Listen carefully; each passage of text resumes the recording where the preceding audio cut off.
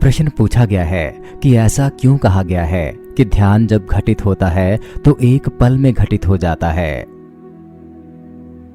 इस संसार में और सब तो घटित होने के लिए समय लेता है, लेकिन ध्यान समयातीत है, पल भी नहीं लगता।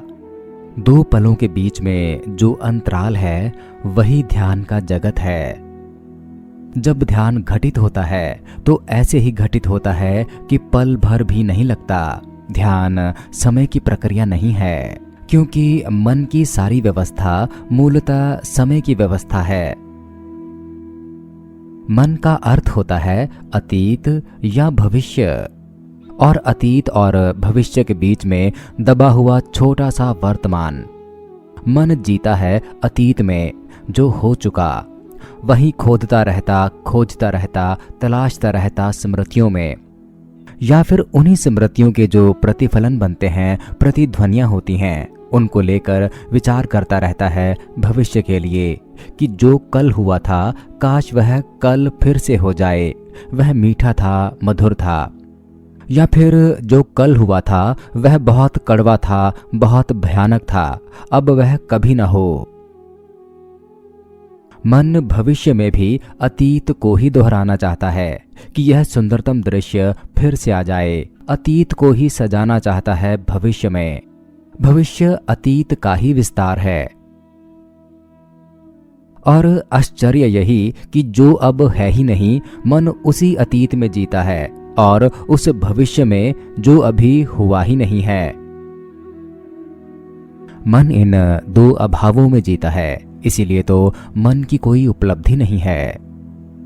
और यह मन वर्तमान को कभी पकड़ नहीं सकता, क्योंकि जैसे ही मन ने इस वर्तमान को पकड़ा तो उसी वक्त वह अतीत हो गया, और जब तक नहीं पकड़ा तब तक भविष्य है। वर्तमान तो केवल वही जानता है जो ध्यान को उपलब्ध हुआ है, वह शाश्वत वर्तमान को जानता है। ध्यान का अर्थ है मन से मुक्त हो जाना। मन से मुक्त होने का अर्थ है अतीत और भविष्य से मुक्त हो जाना। यह एक क्षण में ही घटती है बात, बस ऐसे जैसे हवा का झोंका आया और उड़ा ले गया धूल। ऐसे जैसे कि किसी ने एकदम से दर्पण पोंछ दिया और वह स्वच्छ हो गया।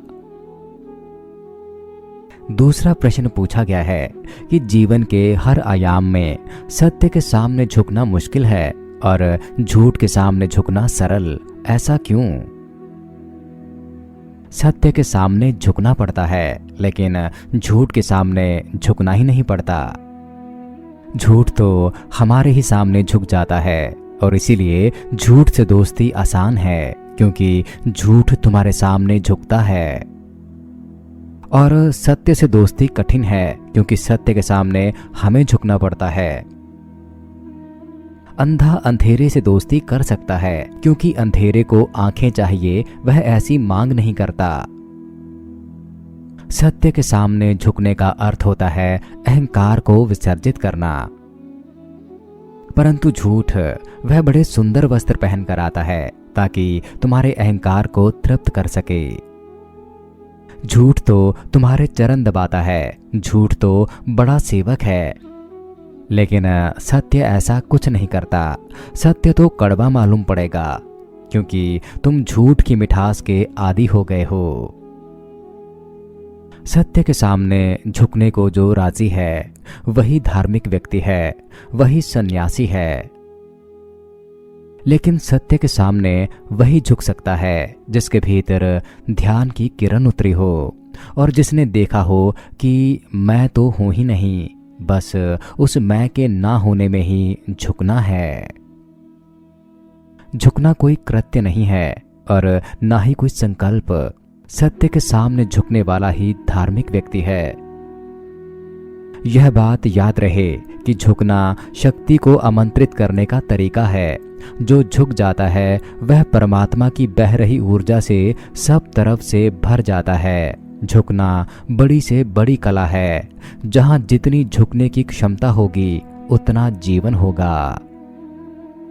तो जो झुकना सीख लेता है उन परम चरणों में, उसका झुकना फिर बंद हो जाता है। क्योंकि जितना वह झुक जाता है उतना ही वह ऊंचा हो जाता है। झुकने की कला ही आपको ऊंचा बनाती है। वह लोग बहुत भाग्यशाली हैं जो झुके हुए हैं, क्योंकि उन्हें फिर झुकना नहीं पड़ेगा। और ना ही झुके हुए को कोई हरा ही सकता है। जो झुक ही गया उसे हराना तो संभव नहीं। तो आप भी चारों तरफ से बह रही परमात्मा की उस ऊर्जा के आगे झुक जाओ, तो वही ऊर्जा फिर आप में से भी झलकने लगेगी। हरिओम तत्सत।